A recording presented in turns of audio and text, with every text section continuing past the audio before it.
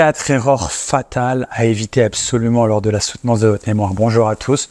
Aujourd'hui, je vais répondre à cette question qui est une question qui me semble absolument fondamentale, tout simplement parce que, en reposant le contexte, la soutenance, c'est à peu près 50% de la note. Donc, 50% de la note qui vont se jouer en 30 minutes. 20 minutes de soutenance, 10 minutes de questions-réponses. En général, c'est ça la norme.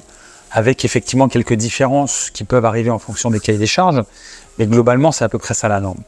Donc, vous allez pendant très peu de temps jouer gros, parce que 50% de la note, alors que le mémoire, c'est également 50%. Sauf que le mémoire, vous y avez passé des centaines d'heures de travail. Alors que la soutenance, ça va se jouer sur 30 minutes.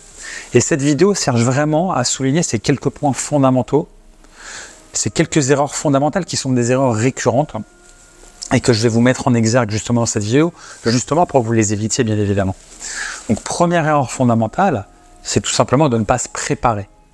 Avant de faire la soutenance de votre mémoire, il va falloir que vous vous entraîniez. Vous n'arrivez pas les mains dans les poches. Certes, certains d'entre vous sont peut-être très bons en improvisation.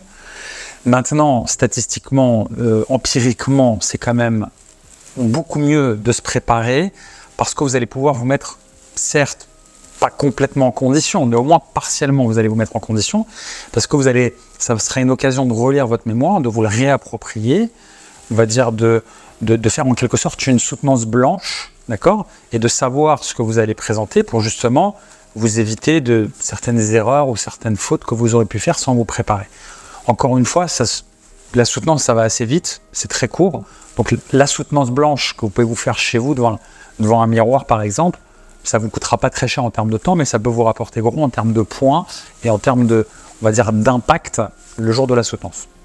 Deuxième erreur type, c'est, ça peut vous paraître assez évident, notamment si c'est imposé par votre cahier des charges, c'est d'arriver avec une structure, un PowerPoint.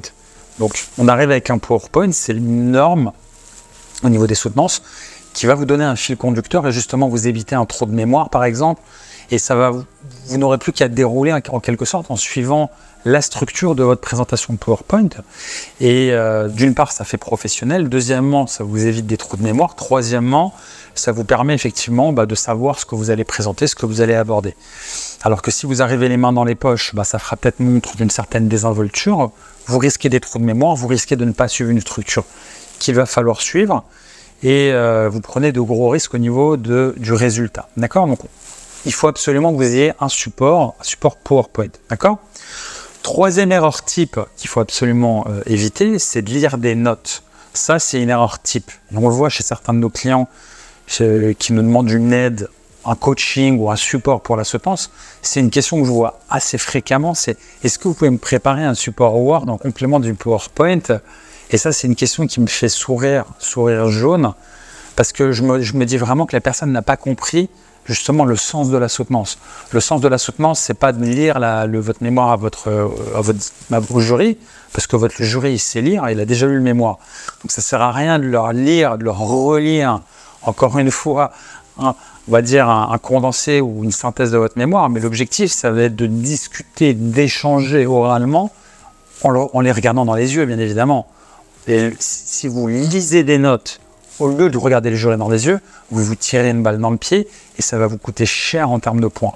Et ça, c'est vraiment une erreur classique que je vous invite vraiment à éviter absolument. Et le fait de vous préparer à la soutenance, en vous faisant des soutenances blanches par exemple, ça va justement vous rendre plus à l'aise, vous connaîtrez les grandes lignes de ce que vous devrez aborder et vous n'aurez pas besoin d'un support à lire. Par analogie, un politicien qui lit et un politicien qui regarde dans les yeux son auditoire n'aura pas du tout le même impact d'un point de vue relationnel, d'un point de vue communicatif tout simplement. D'accord? Donc on essaye vraiment de regarder le jury dans les yeux. On a préparé sa soutenance avant, donc on est à l'aise. Bien évidemment qu'il y aura du stress, bien évidemment que les enjeux risquent de vous tétaniser. Et justement, le fait de vous préparer avant, ça vous évite, ça va minimiser le stress parce que vous savez ce que vous allez dire, donc ça va vous rassurer parce que vous avez un plan d'action. Si maintenant vous arrivez avec une forme d'improvisation, ça peut être générateur de stress. Donc, surtout ne pas lire de notes, regardez le jury dans les yeux et puis prenez du plaisir. Concentrez-vous sur le plaisir. La soutenance, c'est pas un moment où on va chercher à vous casser, c'est pas un moment où on va chercher à vous punir, c'est pas une sanction.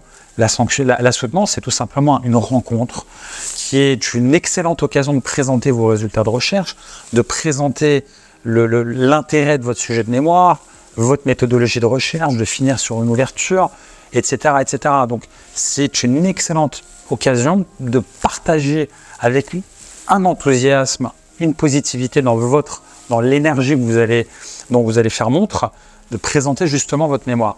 Donc, on essaie vraiment de l'aborder avec ce mindset, si je puis dire, avec cet état d'esprit, et de prendre du plaisir, de ne pas lire de notes et de regarder le jury dans les yeux. Et si vous suivez ces conseils, vous allez voir que vous allez vraiment marquer des points et que vous allez vous distinguer de tous ceux qui n'auront pas suivi ces conseils-là et qui vont être pétrifiés, et vous allez vous démarquer par le haut, de manière qualitative, et vous allez marquer vraiment beaucoup de points au niveau de la soutenance. Quatrième point, donc je l'ai un petit peu abordé dans le troisième point, c'est de regarder le jury dans les yeux. On l'a abordé également dans d'autres vidéos sur cette chaîne. Je ne m'attarde pas trop dans cette vidéo sur la structure type de votre présentation PowerPoint parce que j'estime que ce n'est pas le point le plus important, c'est pas ça qui va avoir, enfin le fond ça a un impact, mais pour moi la forme le jour de la soutenance aura un impact majeur parce qu'on va voir justement votre éloquence, votre aisance relationnelle, votre capacité à gérer le stress, on va analyser tout simplement votre capacité à vous exprimer en public parce que tous ces indicateurs vont permettre d'évaluer votre professionnalisme, vont permettre d'évaluer votre confiance en vous, vont permettre d'évaluer l'enthousiasme que vous avez eu à réaliser ce mémoire, à vous lancer dans ce processus. Donc vous faites montre à travers une soutenance qui est justement bien formalisée, une forme de cohérence intellectuelle qui va ressortir au niveau de l'évaluation que vous allez avoir le jour de la soutenance. Donc pour synthétiser, pour récapituler, premier conseil, on se prépare, on s'entraîne avant. Deuxième conseil, on arrive avec un support PowerPoint qu'on a déjà préétabli. Et pour la constitution du PowerPoint, il y a aussi des règles à suivre. Je vous invite à... On a fait des vidéos sur le sujet, je vous invite à les regarder, mais il y a on va dire des structures plus ou moins types qui sont bien évidemment personnalisées par rapport à votre problématique. Troisième chose, on ne lit pas les notes. Très, très, très important. Quatrième chose, on regarde le jury dans les yeux. Et croyez-moi, si vous suivez ces 4 conseils, vous allez avoir un impact maximum le jour de la soutenance. Voilà, j'espère que cette vidéo vous aidera à réussir votre soutenance et je vous souhaite bon courage pour cette épreuve.